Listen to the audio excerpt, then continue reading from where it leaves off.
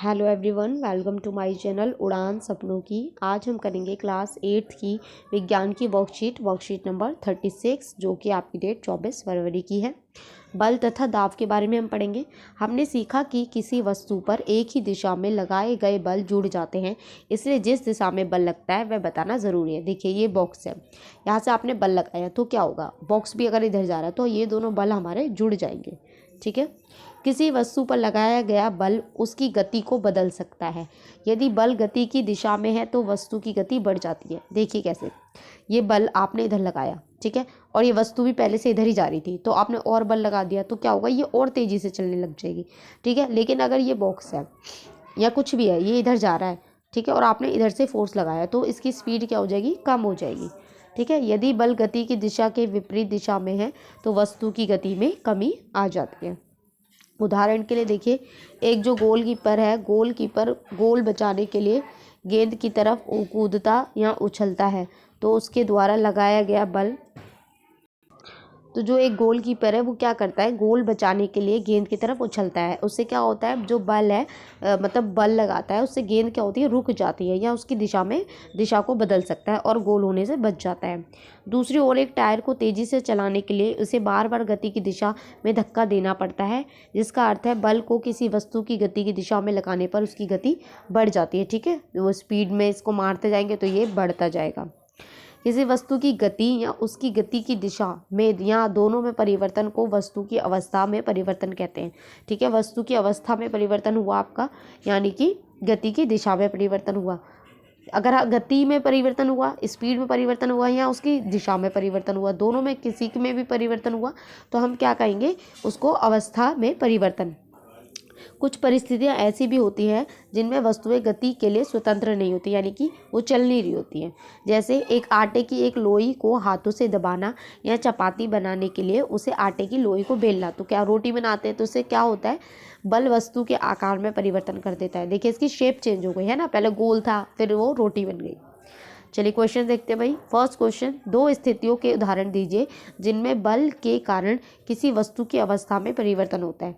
तो देखिए, एग्जाम्पल आपकी अवस्था में परिवर्तन है, तो आप देखिए, मैं आपको दो एग्जाम्पल बता देती हूँ। सबसे पहले आप लिख दीजिए गेंद फेंकना। ठीक है, उसकी स्पीड चेंज हो जाएगी और डायरेक्शन भी चेंज होगी।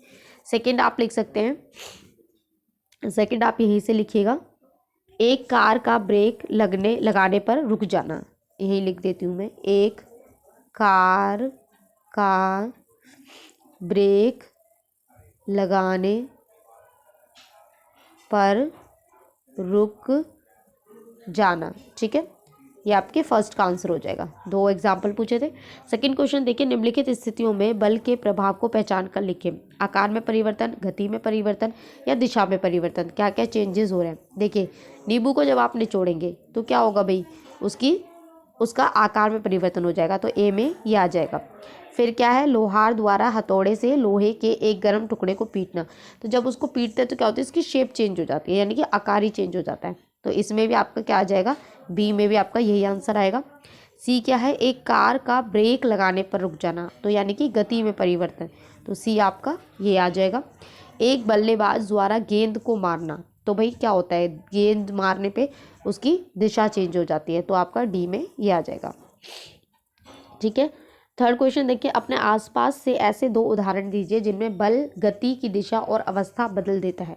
ठीक है, तो आप इसमें लिखेंगे, इसमें फर्स्ट आंसर आप लिखेंगे, दो लिखना है आपको, दो एग्जाम्पल।